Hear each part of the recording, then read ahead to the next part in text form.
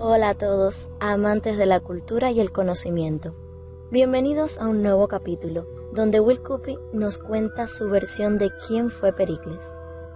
La historia de Atenas está dividida en diferentes etapas, y una de las más importantes sin dudas fue la de Pericles, un político que vivió entre los años 495 al 429 a.C., y que alzó la vida de la ciudad durante su mandato a tal punto que es considerada como la Edad de Oro ateniense. Will Cuppy nos trae una versión más cercana, donde las grandes proezas fueron hechas por hombres, en este caso por un hombre, de carne y hueso, con sus virtudes, sus aciertos, sus defectos y sus errores. ¿Están listos?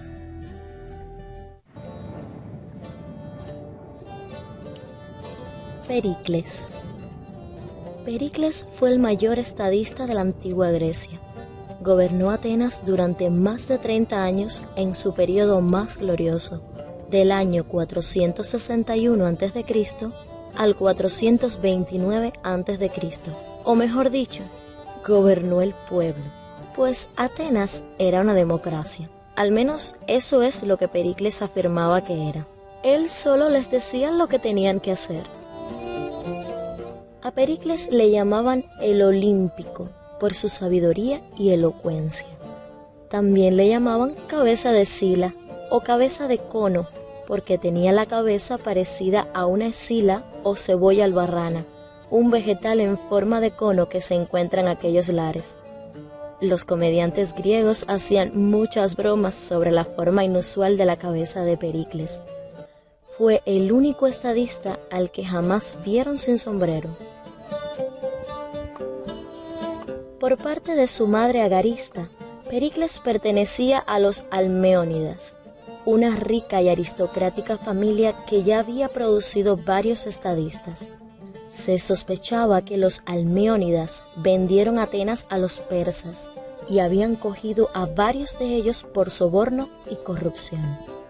Pero se las habían apañado para borrarlo casi todo, ya que los otros atenienses estaban demasiado ocupados borrando sus cosas para prestar atención a los demás.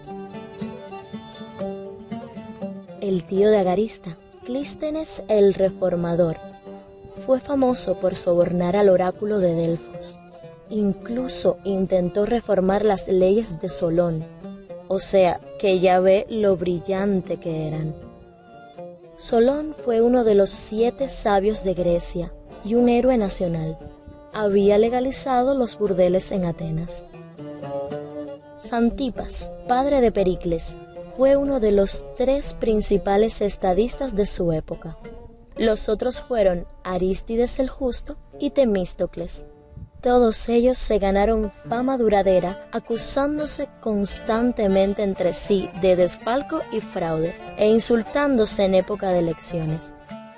Al final fueron desterrados de Atenas por considerarlos estorbos públicos, dejando el campo libre a Pericles, que iba a superarles en las artes de liderazgo.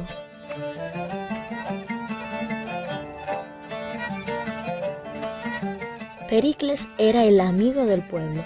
Le gustaba tanto el pueblo que les pagaba para que fueran a la asamblea a votar, y a ellos les gustaba tanto él que lo elegían año tras año. No se puede decir que Pericles les comprara, pues ¿cómo podía evitar que siempre le votaran a él? Pericles estaba pegado a su dinero en otros aspectos. Raras veces se compraba un traje nuevo, pero nada era demasiado bueno para los ciudadanos de Atenas, a los que pagaba con el tesoro público. Como democracia significa el gobierno en manos del pueblo, los atenienses se reunían en el Nix y gobernaban. Pericles pronunciaba un discurso y luego los atenienses gritaban y apoyaban la moción, y hacían tratados y declaraban la guerra. Y Pericles añadía unos toques para hacerlo más vinculante. Si seguía siendo inconstitucional, también lo arreglaba. Redujo el poder del Consejo de los Areópagos, un grupo de débiles ancianos cuyo cargo era vitalicio y cuyo deber consistía en declararlo todo nulo e inválido. les dejó cuidar de los olivos sagrados de la Acrópolis.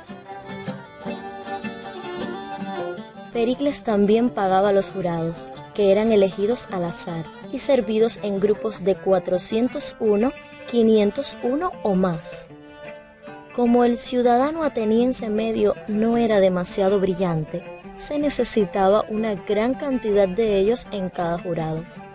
Los que deseaban servir sacaban habas blancas y negras de una gran olla, y si sacaban una blanca se ponían a trabajar. No tenían que demostrar que eran completamente ignorantes antes de ser aceptados como miembros de un jurado. Eso se daba por sentado. La mayoría de los funcionarios atenienses de menor importancia se elegían al azar. Sin embargo, los 10 generales y el superintendente de finanzas se elegían por votación. Era difícil elegirlos al azar, ya que se necesitan habilidades especiales para manejar grandes cantidades de dinero. El puesto no parece muy divertido, ya que no puedes quedarte con el dinero.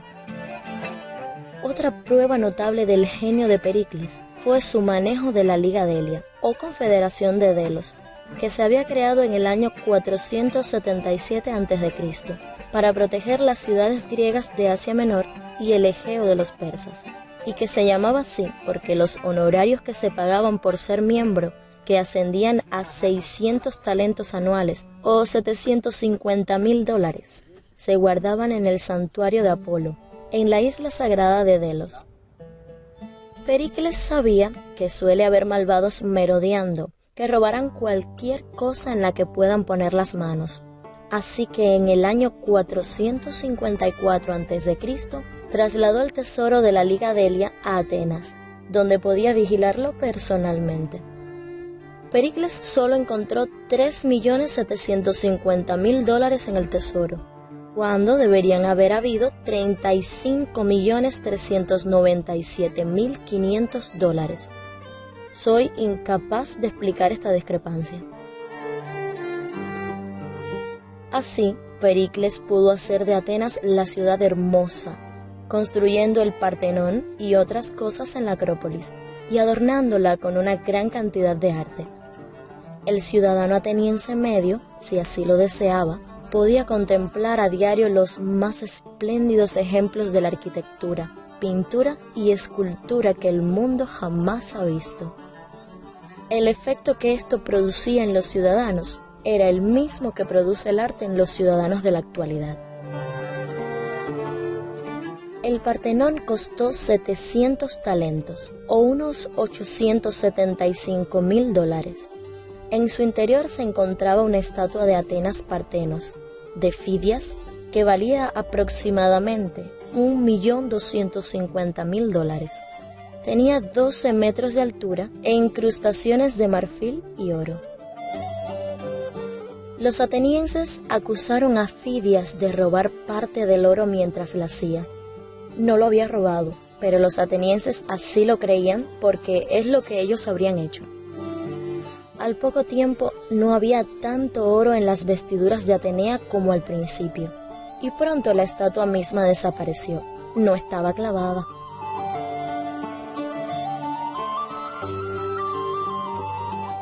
Otra forma de arte era el drama griego, que consistía principalmente en tragedias sobre Agamenón y Clitemnestra, escritas por Esquilo, Sófocles y Eurípides.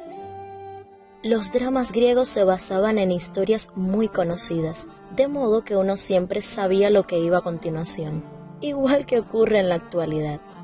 Como el teatro de piedra de Dionisio no se construyó hasta más adelante, el público se sentaba en bancos de madera en forma de gradas colocados en la ladera de la colina.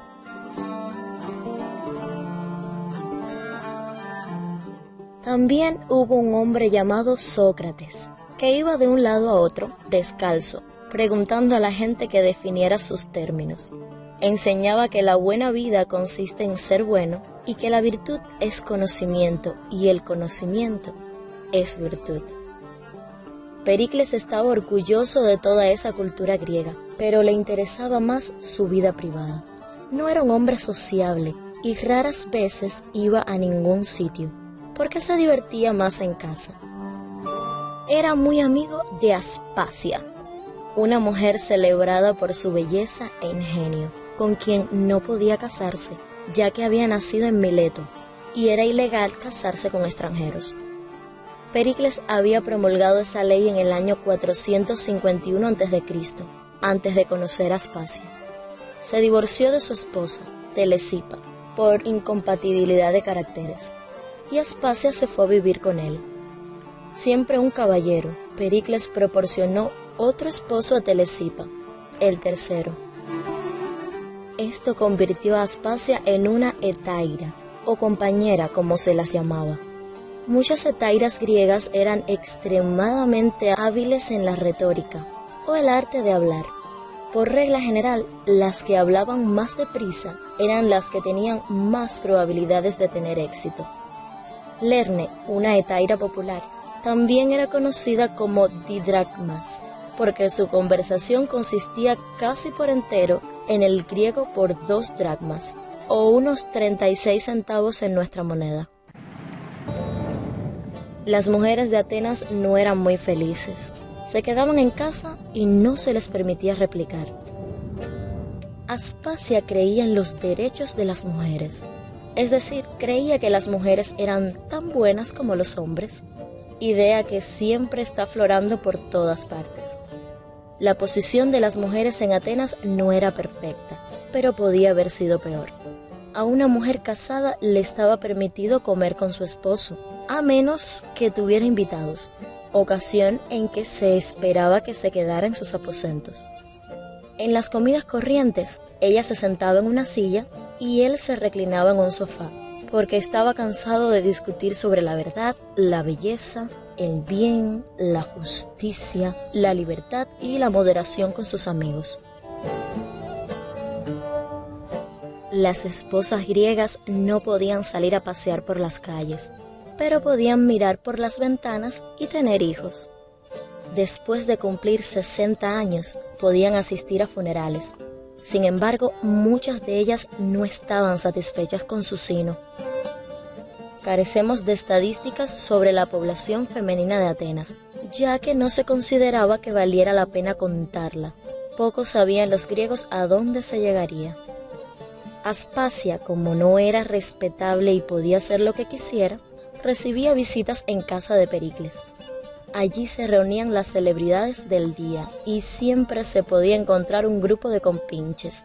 Nadie especial, solo viejos amigos y vecinos como Heródoto, Sófocles, Fidias, Tucídides, Eurípides, Anaxágoras y Sócrates. Además de ocuparse de otros intereses, se dice que Aspasia aconsejaba a Pericles sobre problemas políticos y que le ayudaba en la preparación de sus discursos. La suya se ha denominado una unión de intelectos. A su hijo le llamaban Pericles el Joven o Pericles Hijo. Los últimos años de la vida de Pericles no fueron demasiado felices.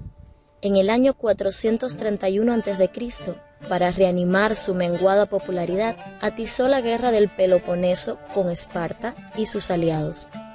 Duró 27 años, hasta que ambos bandos quedaron completamente arruinados. No sabía que la situación era un polvorín. Los ciudadanos se volvieron contra él en el año 430 a.C., y le impusieron una multa de 50 talentos, o $61.500, por robar un poco de dinero. Luego arrestaron a Aspasia por irreligión e inmoralidad, pero Pericles la sacó de prisión con uno de sus discursos. Una epidemia, consecuencia de la guerra, mató a una cuarta parte de la población, incluidos Antipas y Paralus, 2 hijos legítimos de Pericles con Telesipa, y los de Peloponeso dieron muerte a Pericles hijo. Pericles murió de una epidemia en el año 429 a.C., cuando su guerra estaba cogiendo el ritmo. Naturalmente, el periodo que duró su gobierno se llama, en su honor, la Era de Pericles. Durante los últimos días de Pericles, los ciudadanos eliminaron a la mayoría de genios. Expulsaron de la ciudad al inofensivo y viejo Anaxágoras y encarcelaron a Fidias, que murió poco después. Dejaron vivir a Sócrates hasta después de la guerra. Supongo que los atenienses no eran más que gente. Aspasia no llegó lejos con su movimiento en favor de los derechos de la mujer. Sin embargo, con el tiempo se permitió a las mujeres comer a la mesa familiar aunque hubiera invitados. Más adelante aún se les permitió cocinar la comida y fregar los platos después. Aspasia probablemente tenía sus defectos, pero amaba mucho a Pericles. No le importaba que tuviera la cabeza en forma de cono. Después de su muerte, fue compañera de Dicides, tratante de ovejas. Tampoco parecía importarle.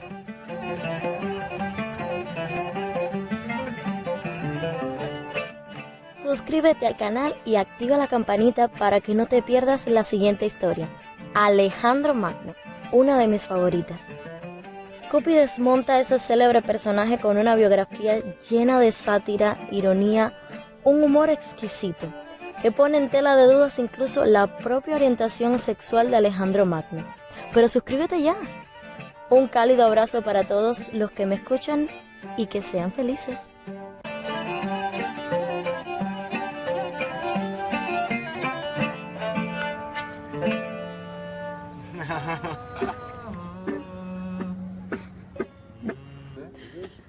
Se maneja.